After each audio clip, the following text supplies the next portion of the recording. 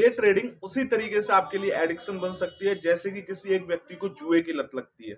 मान लीजिए आप एक डे ट्रेडर है और आपको किसी दिन एक अच्छा खासा प्रॉफिट हो जाता है, इससे आपका ब्रेन आगे भी उसी तरीके के प्रॉफिट होने के लिए एक्साइटेड हो जाता है। आपका ब्रेन डोपामाइन रिलीज करने लगता है, कदम जमीन से हवा में आ जाते हैं, 10,000 से 1 लाख, 1 लाख से 1 करोड़, 1 करोड़ से 10 करोड़ तक के सपने आपके दिमाग में घूमने लगते हैं। बड़ा बंगला, कार, लग्जरी, ये सारी चीजें आपके दिमाग में घूमने लगती हैं। आपका ब्रेन फुली फैंटेसाइज और पिक्चराइजेशन कर लेता है कि किस तरीके से आगे चल के मैं इतना अमाउंट ट्रेडिंग के थ्रू कमा सकता हूँ, इससे मैं अपने माँ बाप के सपने पूरे कर पाऊंगा।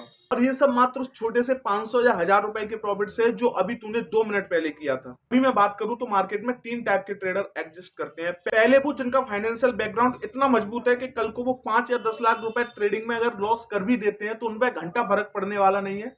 उनका फाइनेंशियल बैकग्राउंड इतना मजबूत है कि वो उस चीज से रिकवर हो जाएंगे। दूसरे नंबर पर वो ट्रेडर आते हैं जिनकी या तो गवर्नमेंट जॉब है या कोई ऐसा बिजनेस है जिससे कि मान लीजिए इस मंथ में उनका लॉस हो जाता है तो अगले मंथ उतनी पैसिव इनकम आने के लिए तैयार है। तीसरे नंबर पे मैं जिनकी बात कर रहा हूँ, मोस्ट ऑफ केस में सबसे बुरा हाल इन्हीं का है।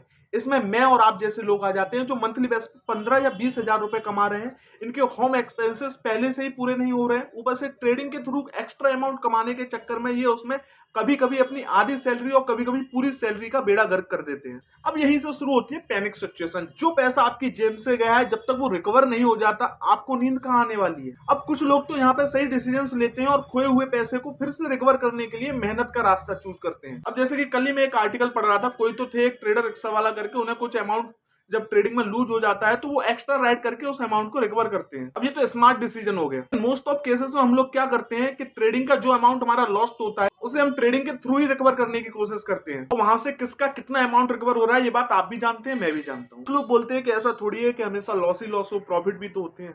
तो किसको कितना प्रॉफिट हो रहा है भाई, ये सारे आंकड़े गूगल पर पड़े हुए हैं। सेबी की रिपोर्ट्स खुद बताती हैं कि 1% ट्रेडर हैं जो प्रॉफिटेबल हैं, पैसा कमा पा रहे हैं।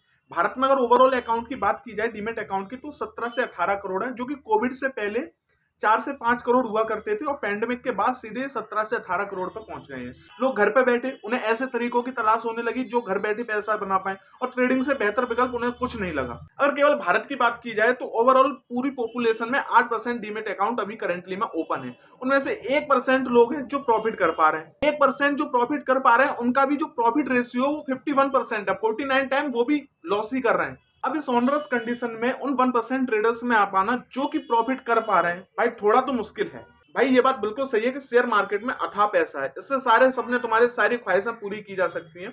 और ये बात भी आप जानते हैं, शेयर मार्केट एक समंदर की तरह है। पर भाई किसी महान व्यक्ति ने कहा है कि समुद्र को देखने मात्र से उसमें उसे पार नहीं किया जा सकता, उसे पार करने के लिए तुम्हें उसमें डूबना पड़ेगा। अगर आप ये सोच रहे हैं कि 10-15 हजार रुपए लेकर आप कल को आएंगे और करोड़ों रुपए बना लेंगे, तो भाई साहब भूल जाइए, बहुत मुश्किल है, बहुत मुश्किल। आप राकेश झुनझुनवाला नहीं है कि 10,000 रुपए लेके आए और मिलियन रुपए, करोड़ों रुपए उन्होंने छाप लिए। मैं तो उस पर भी क्वेश्चन मार्क करता हूं, पता नहीं कैसे उन्होंने ये सब किया, कैसे उन्होंने इतना पैसा कमाया 10,000 रुपए से। उनकी बेस कैपिटल मैं तो नहीं मानता कि 10,000 रही होगी जिससे उन्होंने इतना बड़ा अमाउंट खड़ा किया।